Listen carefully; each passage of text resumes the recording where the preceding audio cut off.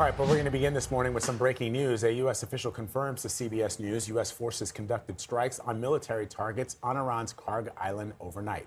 This comes as President Trump is ramping up the threats ahead of that 8 p.m. Eastern deadline. In a new Truth Social post just out an hour ago, the president says, in part, quote, "A whole civilization will die tonight, never to be brought back again. I don't want that to happen, but it probably will." Let's bring in CBS News White House reporter Olivia Rinaldi. So, Olivia, this threat is as serious of a threat that I've ever heard from a head of state, not just in the United States, but anywhere in the world. Certainly, Vlad, this is an extreme extreme amount of threatening words that the president is using here. Certainly is something that caught all of our attention this morning, and a threat that should be taken very seriously. The president saying that a whole civilization will die tonight, never to be brought back again. He says he doesn't want it to happen, but it probably will. And then he goes on to say, now that there's regime change, they're hoping that less radicalized minds will prevail and maybe something wonderful will happen.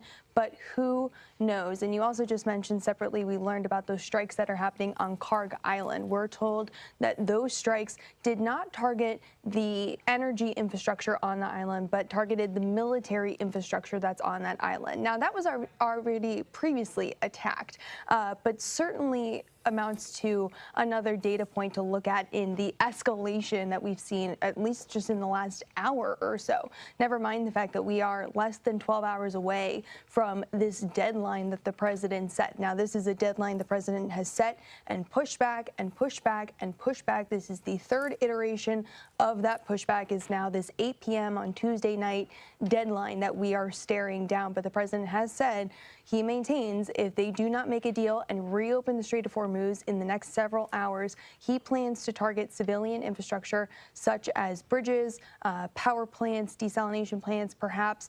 It's important to note that that is considered a war crime unless they can prove there is some nexus to military targets as a reason why they are targeting bridges and power plants. But still, Vlad, this is very much an escalation from where we were just yesterday.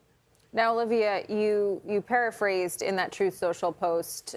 He said, quote, maybe something revolutionarily wonderful can happen, right? It sort of seems like it's leaving the door open for some kind of peace negotiation. Where do those talks stand right now?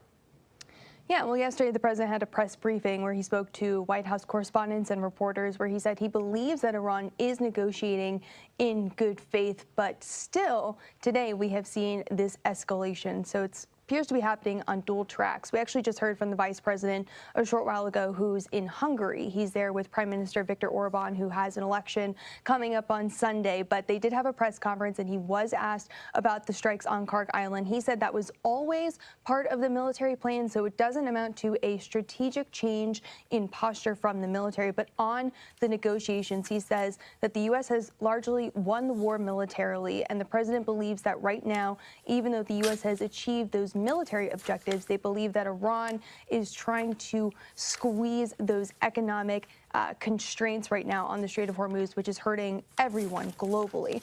And because of that, the president is giving them this ultimatum. So that was also very notable. He also did say that the Iranians are not the fastest negotiators, saying that there have been some delay in transmitting those messages, which was signaling to me that they are recognizing that perhaps some of the responses they're getting from the Iranian side aren't coming through instantaneously. So therefore, this negotiation is taking a little bit more time. Even at one point, the vice president pulled out his cell phone and said that he had a text message from Special Envoy Steve Witkoff that he needed to read regarding these negotiations. So you can see how this is all playing out in real time. They say they are expecting more of the negotiations to happen in the next coming hours, but the vice president did repeat that the ball is in Iran's court. All right, Olivia Rinaldi reporting from Washington for us. Thank you, Olivia. For more on the situation in the Middle East, we turn now to CBS News senior foreign correspondent Elizabeth Palmer in Tel Aviv. So, Liz, what are you hearing about this new strike that the U.S. has conducted and the president's threat?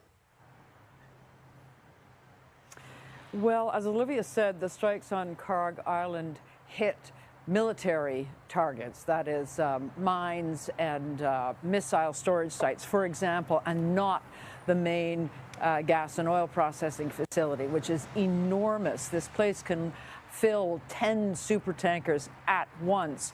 And it does appear as if all the storage facilities and pipes and pumps and so on are being left intact, presumably because when this war ends, whoever's in charge is going to need revenue from the oil flowing through it.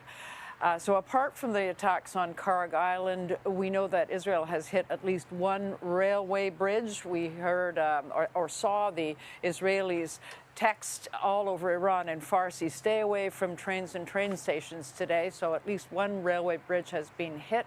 And apart from that, a whole range of targets for the U.S. and Israel, ranging from airports to residential areas, presumably where there are Iranian firing positions, to petrochemical complex.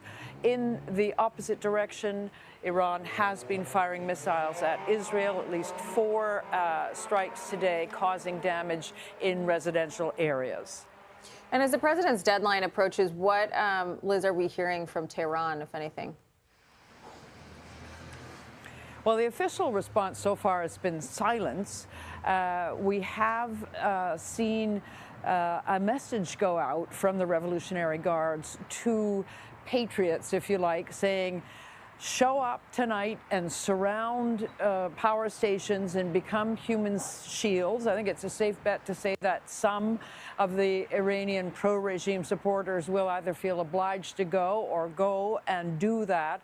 But overall, people are just plain terrified.